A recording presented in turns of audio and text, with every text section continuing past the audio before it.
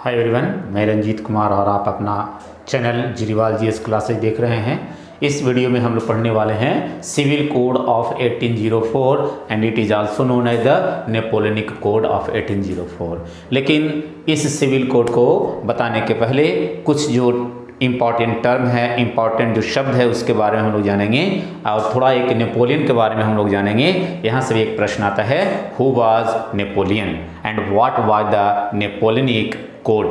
इस वीडियो का खासियत यह रहेगा कि आपको इस चैप्टर यानी कि इस टॉपिक को पढ़ाते हुए आपको यह भी बताएंगे हम कि किस प्रकार से बोर्ड में प्रश्न पूछा जाता है। Which type of the questions are asked in the board. Listen carefully, आप वीडियो के अंत तक बने रहेंगे। तो सबसे पहले हमारा एक प्रश्न आता है नेपोलियन। इट मीन्स सबसे पहला क्वेश्चन आता है, हु वाज नेपोलियन। ओके, तो Napoleon was born in the 1769 and he was died in 1821 and he was a French military. एक फ्रांस का एक मिलिट्री था और कुछ दिन के बाद मिलिट्री से उन्होंने जो फ्रांस की क्रांति चल रही थी तो जो एक नेशनल असेंबली का गठन किया गया था, उसमें एक नेशनल असेंबली के बाद जो जैकोबिन क्लब का इस्टेब्लिशमेंट किया गया था, उसके बाद डायरेक्टरी के हैंड ओवर में कर दिया गया था। तो उस डायरेक्टरी को कंट्रोल किया गया था नेपोलियन बोनापार्ट के द्वारा और उसके बाद पूरे फ्रांस में नेपोलियन ने अपना कब्जा करना शुरू कर दिया था। चलिए, तो he was a French military and political leaders who gained prominence during the French Revolution ruled France from 1799 to 1815। यानी वह 1799 ईस्वी से लेकर 1815 ईस्वी तक यानी कि बैटल ऑफ वाटरलू के पहले तक नेपोलियन ने फ्रांस में क्या किया, कब्जा किया, शासन किया फ्रांस के क्रांति के बाद लगातार। फिर इसके बाद यहाँ पर एक और प्रश्न आता है स्टूडेंट कि what was Napoleonic code, defined the term Napoleonic code. और उसके बाद हम लोग जानेंगे कि this code did away with all privileges based on the birth, established equality before the law and secure the right of the properties. यानी कि जन्म के आधार पर जो उन लोगों को जो विशेषाधिकार दिया गया था कुछ लोगों के हाथ में, उस विशेषाधिकार को समाप्त करके इक्वलिटी बिफोर लॉ को इस्टेब्लिश करने की जो परंपरा, जो सिस्टम, जो पॉलिसी नेपोलियन के द्वारा जो लागू किया गया, उस पॉलिसीज को, उस नियम को, उस कानून को, उस प्रिंसिपल को, उस सिद्धांत को नेपोलियनिक कोड कहा गया। And Napoleon code was introduced in the 1804। सो हम लोग इसको सिविल कोड ऑफ द 1804 भी कह सकते हैं या नेपोलियनिक कोड ऑफ 1804 भी कह सकते हैं या नेपोलियनिक कोड भी कहा जा सकता है। इसके बाद हमें दो शब्द बार बार खटकता है, एक नेशन स्टेट क्या होता है और एक मॉडर्न स्टेट क्या होता है, ये दोनों के बारे में आप जरूर जान लें।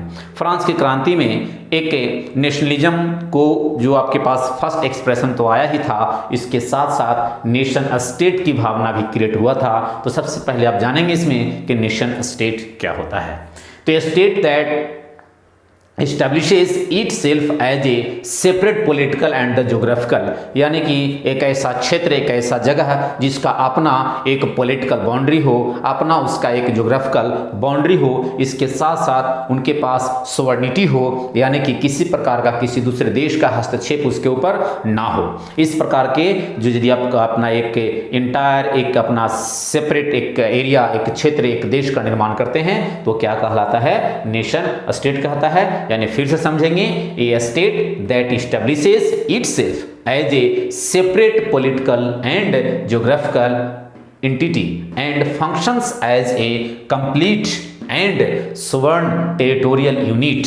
This concept emerged in the 19th century. तो यहाँ पर ऑब्जेक्टिव में भी क्वेश्चन आता है कि नेशन स्टेट का जो शब्द की उत्पत्ति कब से मानी जाती है, तो nation state was originated after the 19th या इन the 19th century. It means the concept of the nation state come during the 19th century in Europe as a result of the growth of the nationalism। और इसी के साथ nationalism का क्या हुआ, growth हुआ। और हम लोग देख लेते हैं मॉडर्न स्टेट, सेम चीज वही है, उसके पास सॉवरेनिटी होता है लेकिन इसके साथ साथ क्या होता है कि एक सेंट्रलाइज्ड गवर्नमेंट होता है, एक सेंटर एक जगह पर उसे कंट्रोल करने की बात कही जाती है। सेम चीज लगभग वही है, इसका बाउंड्री भी होगा, इसका पॉलिटिकल बाउंड्री होगा, इसका ज्योग्राफिकल बाउंड्री होगा, लेकिन that country also controlled from a central activities from the centralized, it means a state in which sovereignty expressed by a exercised by a controlized power a specific territory and the population. Clear है? इस प्रकार से आपने देखा nation state और दूसरा modern state. अब इसके बाद हम लोग डिटेल से पढ़ने वाले हैं खास करके सिविल कोड ऑफ द 1804, यानी कि इसका पॉजिटिव चीज़ और इसका नेगेटिव चीज़ लगातार हम लोग इसमें देखेंगे और किस प्रकार से उसमें भी क्वेश्चन आता है हम लोग देखेंगे। तो आप बने रहेंगे लगातार वीडियो के अंत तक।